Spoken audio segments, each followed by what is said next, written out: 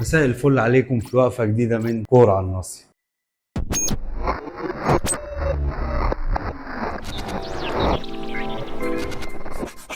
هنبدأ كلامنا النهارده بوسام ابو علي. وسام ابو علي مهاجم جه الاهلي ووضح لنا ان الدوري المصري ده دوري زيطه كداب على الفاضي. راجل في 18 ماتش سجل 18 هدف. وسام ساهم في 24 هدف في الدوري، ما بين بقى اهداف سجلها، ما بين اهداف عمل لها اسيست. لعيب حصل على رجل المباراه 5 مرات ورا بعض. راجل بينفذ اللي كولر بيطلبه منه بالظبط، ما بين بقى خطه دفاعيه بتلاقيه بيساعد معاك، خطه هجوميه بتلاقيه بيساعد معاك، وبيجيب جوان السهل الممتنع برجله اليمين برجله الشمال، بالهيد، من فاول، من ضربة جزاء. راجل بيسجل بكل الأوضاع، حتى وهو ظهره للجون بيستلم الكرة ويلف ويسجل. وسام مهاجم سفاح، مهاجم بيهد في المدافعين، مهاجم فعلا يليق بنادي زي النادي الأهلي. محمد علي بن رمضان لاعب الترجي التونسي السابق واللي بيلعب حاليا في الدوري المجري. الأهلي فاضل له تكة ويخلص مع محمد علي بن رمضان. الأمور ما بين محمد علي بن رمضان وما بين النادي الأهلي شبه منتهية.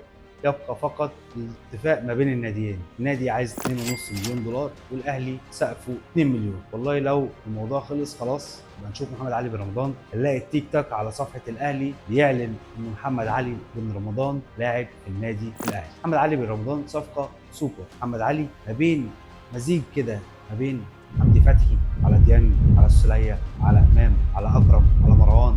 دفاعيا شغال معاك كويس، هجوميا شغال معاك كويس، لعيب سريع، لعيب سريع جدا، لعيب بيشوط، رجله قويه ومتحدده على الجون كويس، لعيب مهاري، بيصنع، بيسجل، بيقدر يعمل معاك كل حاجه. في خطه دفاعيه هتلاقي محمد علي بن رمضان بيساعد معاك، في خطه هجوميه هتلاقي محمد علي بن رمضان برضه بيساعد معاك. انا شايف ان محمد علي بن رمضان خط النص مع امام عاشور هيبنوا الاهلي خط نص مرعب، مرعب للدوري المصري ومرعب في افريقيا. هيبني معاك خط نص لسنين سنين قدام لو الاثنين دول مع بعض، تحتيهم اكرم او مروان في الدفاع. الاثنين دول هجوميا مع وسام ابو علي مع جناح سوبر حسين الشحات، جنبه جناح تاني، سواء بقى بيرس تاو هيكمل معانا او مش هيكمل، لان في مفاوضات ما بين بيرس تاو وما بين نادي الوداد المغربي. نادي الوداد بعد ما خرج بموسم صفري بيبدا ان هو يبني فريق جديد، عايز يعمل فريق يطلع بيه ببطوله، ياخد افريقيا، ياخد دوري، الله اعلم. في مفاوضات دلوقتي ما بين بيرس تاو وما بين الوداد، دي مفاوضات جاده جدا. هل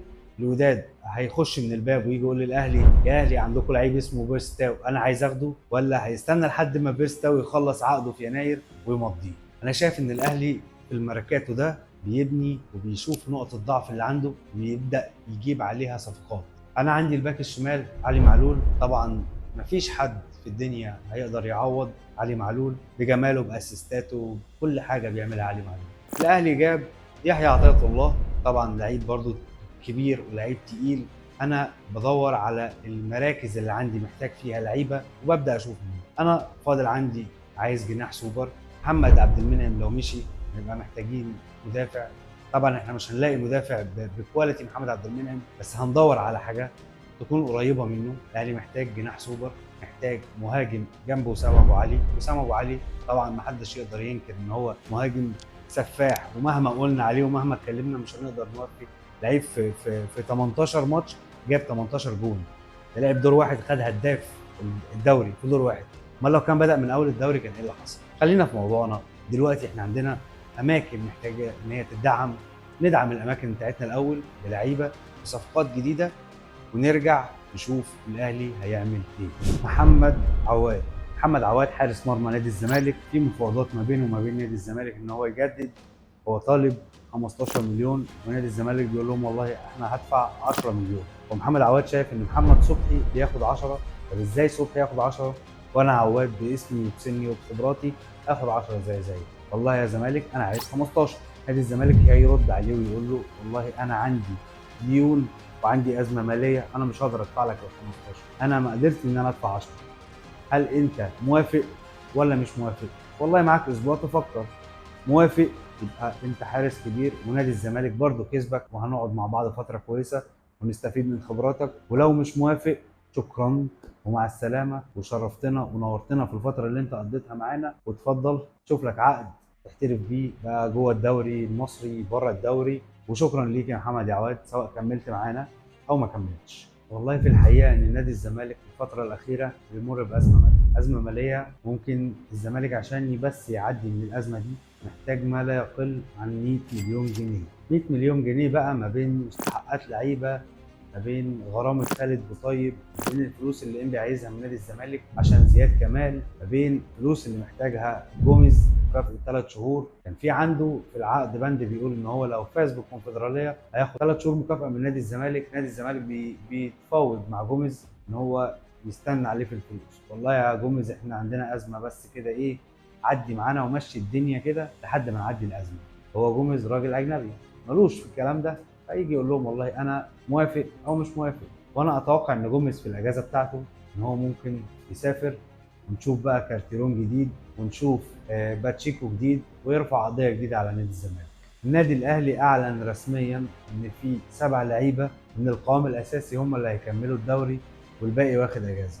ال7 لعيبه دول مين؟ قفشه، طاهر، ندفد، ياسر، كهربا، عمر كمال، واخيرا احمد عبد القادر. كولر بيستعد ان هو يجهزه لمباراه السوبر الافريقي قدام نادي الزمالك. اخر موضوع عندنا النهارده هنتكلم فيه هو موضوع احمد فتوح لاعب نادي الزمالك، ان هو عمل حادثه على طريق الساحل وكان معاه محمد صبحي، خبطوا امين شرطه بالعربيه وفضلوا واقفين ما هربوش. الحادثه عملها تقريبا الفجر، كان راجع من الساحل، خبط امين شرطه بالعربيه، نزل عشان يحاول يسعفه، بس للاسف امين الشرطه اتوفى في الحياه. الله يرحمه ويغفر له ويلهم اهله الصبر والسلوان. محمد صبحي هو احمد فتوح اتقبض عليهم ورجعوا واتعرضوا على النيابه. ومن ضمن اقوال احمد فتوح ان هو بعد ما خبط امين الشرطه هو ما جريش وما هربش، هو نزل استناه وحاول ان هو يسعفه، بس للاسف كان للقدر راي اخر، امين الشرطه ده اتوفى في الحياه. اتعمل لاحمد فتوح تحليل مخدرات وبان ان هو ايجابي من بخار الحشيش. هل التحليل ده صحيح؟ هل التحليل ده متفبرك؟ الله اعلم. اولا واخيرا احمد فتوح لعيب كبير، يعتبر افضل باك موجود في الدوري المصري، يعني مش هبالغ لو قلت في افريقيا. ان شاء الله ازمه ويعدي منها على خير ويطلع منها ويرجع لنادي الزمالك تاني. هو نادي الزمالك الصراحه مش ناقص كوارث ومش ناقص ازمات. وفي نهايه وقفتنا يا رب تكون الوقفه عجبتكم، وما تنسوش تعملوا شير ولايك وسبسكرايب وتفعلوا زر الجرس، وهتلاقوا كل الاكونتات بتاعت كرة على الناصية وبتاعت حاتم ابراهيم اللي هي الاكونتات الشخصيه بتاعتي موجوده في الديسكربشن.